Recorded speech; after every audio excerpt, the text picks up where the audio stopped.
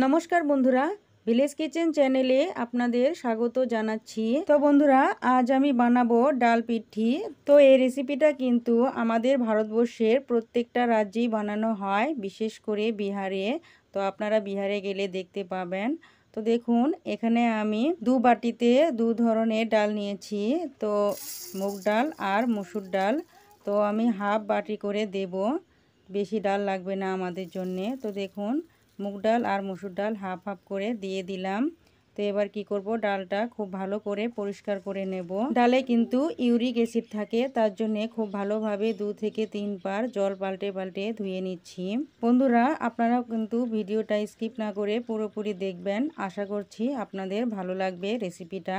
তো দেখুন, ধুয়ে নিলাম। তো এবার একটা প্রেসার কুকারে ঢেলে দেব আর 2 থেকে 3টা সিটি মেরে নেব, তাতে কিন্তু ডালটা খুব ভালোভাবে সেদ্ধ হয়ে যাবে। তো আপনারা কিন্তু আপনাদের প্রেসার কুকার হিসাবে ডালটা সেদ্ধ করে নেবেন। তো দেখুন, পরিমাণ মতো জল দিয়ে দিলাম আর দিয়ে দিলাম 1 চামচ নুন আর 1 চামচ হলুদের গুঁড়ো। তো এখানে পারলে 1 চামচ ঘিও দিতে পারেন, এতে কিন্তু সেদ্ধ করার সময় প্রেসার কুকারটা নষ্ট হবে না।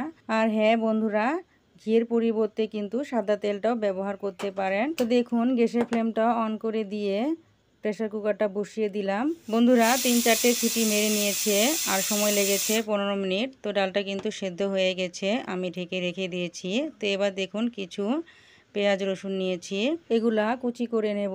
তো নিয়েছি 2টো পেঁয়াজ, 2টো টমেটো, কিছু আদার টুকরো, কিছু রসুনের কোয়া আর 6 থেকে 7টা কাঁচা লঙ্কা। তো খুব ভালো করে কিন্তু মিহি কুচি করে নিতে হবে। তো দেখতেই পাচ্ছেন, আমি কিন্তু সব কিছু কুচি করে নিচ্ছি।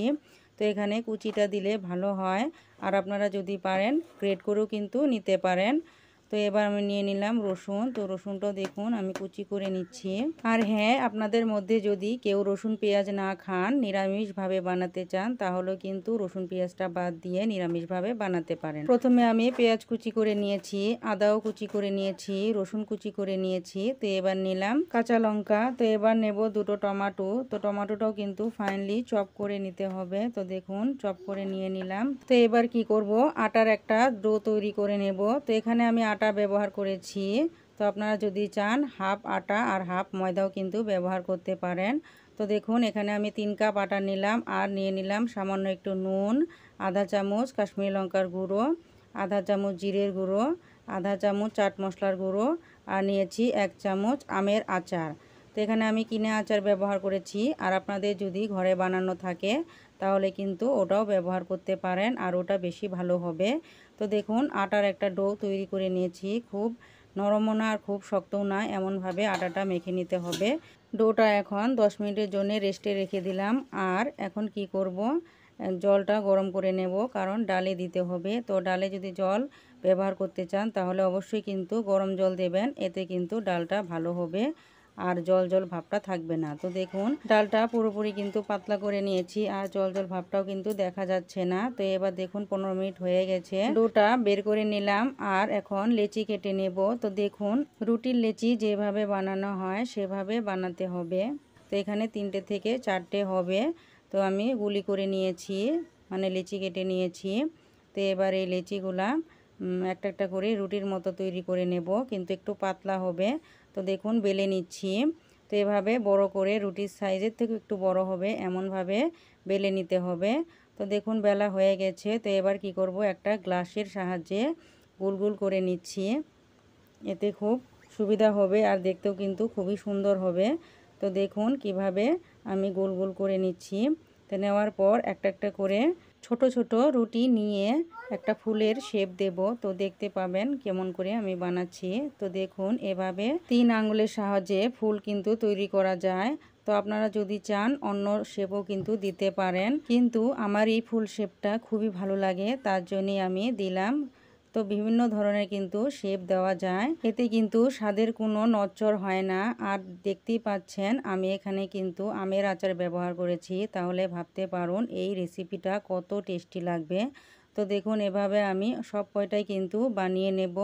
আর বেশি কিন্তু সময়ও লাগে না, খুব ঝটপট কিন্তু এই ফুল শেপটা বানানো যায়। তো আপনারা দেখতেই পাচ্ছেন সব কয়টা কিন্তু আমি আস্তে আস্তে বানিয়ে নিচ্ছি।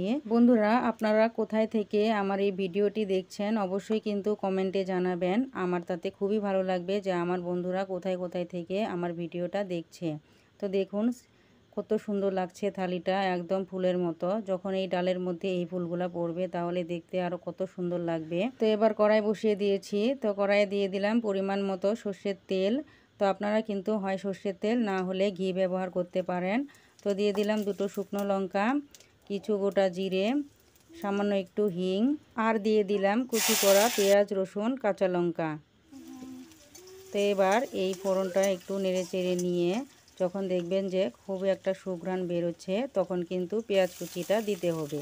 তো দেখুন পেঁয়াজ কুচিটা দিয়ে দিলাম। তো এবার পেঁয়াজটা খুব ভালোভাবে হালকা বাদামি রং করে ভেজে নিতে হবে। তো দেখুন মোটামুটি 5 থেকে 7 মিনিট সময় নিয়ে ভেজে নিয়েছি।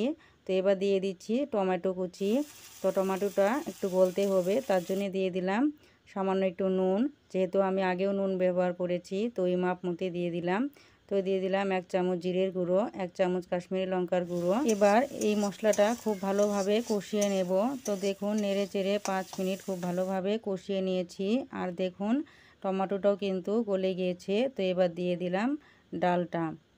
তো ডালে এবার একটু ডাল ঘাটনি দিয়ে ঘেটে দিচ্ছি, এতে কিন্তু একদম ডালটা সফট হবে। ডালে কিন্তু আর দানা দানা ভাবটা থাকবে না। তো দেখুন ডালটা খুব ভালোভাবে ফুটে গিয়েছে। আর আটা দিয়ে যে আমি ফুল শেপটা দিয়েছিলাম সে ফুলটা এবার দিয়ে দিব, একটা একটা করে সবটাই কিন্তু দিয়ে দিব। তো বন্ধুরা, যখন দেখবেন যে ফুলগুলো খুব বড় হয়ে গেছে আর উপরে উঠে গেছে তখন ভাববেন যে সিদ্ধটা খুব ভালোভাবে হয়ে গেছে। তো বেশি সময় লাগে না, 15 মিনিটেই হয়ে যায়। তো দেখুন 15 মিনিট হয়ে গেছে। তো এবার আমি লাস্ট একটা ইনগ্রেডিয়েন্ট দিয়ে দিচ্ছি, 1 চামচ আমের আচার। এই আচারটা দিলে কিন্তু এই রেসিপিটার দ্বিগুণ স্বাদ বাড়িয়ে দেয়। আর দিয়ে দিলাম কিছু কারি পাতা কুচি। তো আমার রান্নাটা কিন্তু শেষ, একটু নেড়ে চেড়ে নিচ্ছি। তো একটা গামলাতে কিন্তু এখন নামিয়ে নেব। বন্ধুরা, এই রেসিপিটা কিন্তু ঝাল ঝাল চাটনির সঙ্গে খেতে দারুণ লাগে। তো আপনাদের এই রেসিপিটা কেমন লেগেছে অবশ্যই কিন্তু কমেন্টে জানাবেন।